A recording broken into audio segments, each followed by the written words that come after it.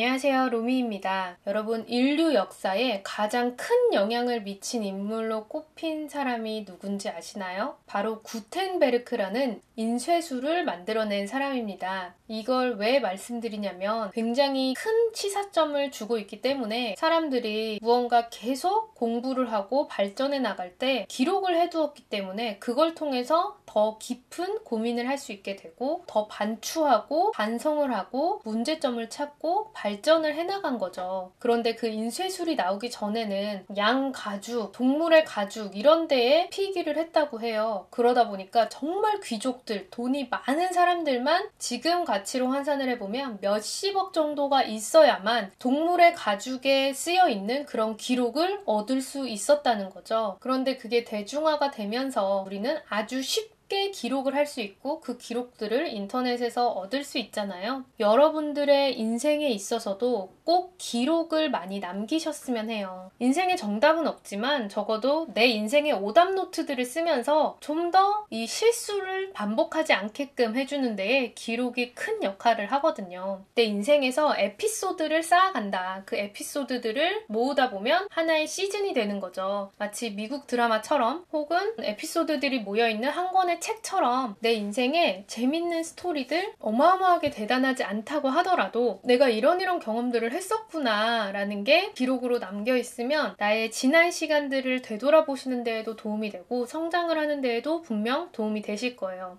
뭐 일기 쓰라는 거예요? 정말 싫어요. 이런 의견들이 있으실 거예요. 실제로 저도 학생 때 일기 쓰는 거 정말 싫어했어요. 방학 때마다 일기는 매번 밀려있고 정말 번거로운 과제였는데 적어도 우리가 나의 미래를 좀 더 낫게 만들고 싶다면 그 기록을 설령 안 본다고 하더라도 내가 기록을 함으로써 얻을 수 있는 생각의 정리, 사고의 전환 그것을 통해서 좀 더 체계적인 생각의 구조가 잡히는 것 그런 것들이 정말 영향력이 크기 때문에 여러분들이 꼭 기록을 하셨으면 좋겠어요. 기록을 하는 방법에는 정말 다양한 방법들이 있을 텐데 정말 사소하고 쉬운 방법부터 시도를 하시고요. 최근에 지내면서 인상 깊었던 경험과 스토리들을 좀 남겨보세요. 예를 들면 회사에서 정말 생또라이가 나한테 난리쳤던 거 그런 것도 그걸 보면서 이런 사람이 되지 말아야지 라는 포인트를 남겨놓을 수 있는 거죠. 예를 들어서 내가 겪은 리더들이 이런 단점들이 있었어 라는 거를 써두면 내가 리더가 되었을 때 그걸 보면서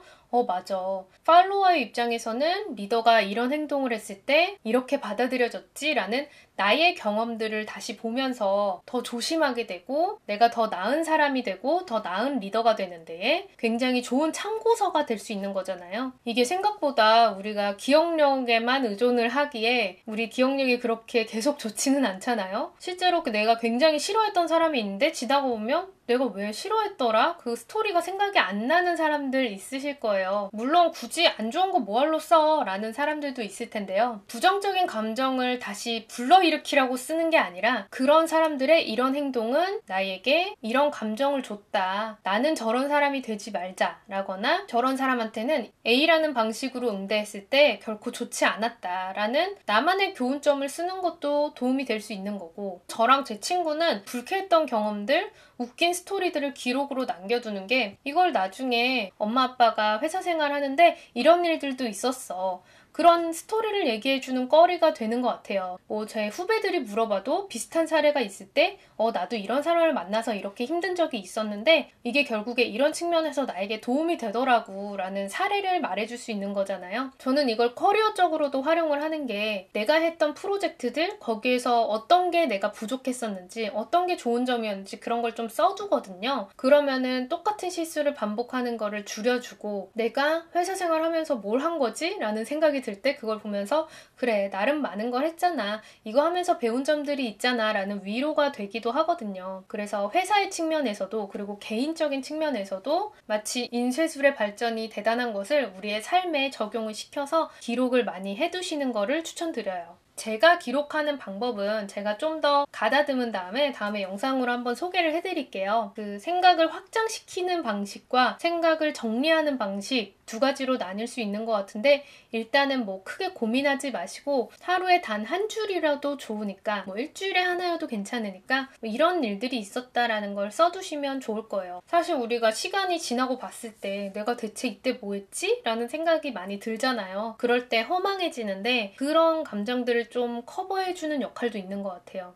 저는 일기를 쓰다 보면 화만 나고 그 안 좋은 생각밖에 안 들어요 라는 분들께는 내가 겪은 감정과 느낌을 그냥 쓰는 거, 거기서 그치지 마시고요. 나는 이러한 삶을 살고 싶어. 그런데 지금은 이런 상황이네 라는 걸 쓰면서 나는 원하는 바대로 점점 가까이 다가가고 있어 라는 내용들을 자꾸 기록을 하시면서, 그러기 위해서 내가 오늘 실천할 수 있는 건 무엇이 있을까라는 작은 실천의 포인트들을 한번 찾아보세요. 그것도 기록으로 남기는 거랑 생각만 하는 거랑 또 기록한 뒤에 말로 꺼내는 거랑 그 몸이 느끼는, 그리고 체화되는 게 다르거든요. 긴 영상 시청해주셔서 감사합니다.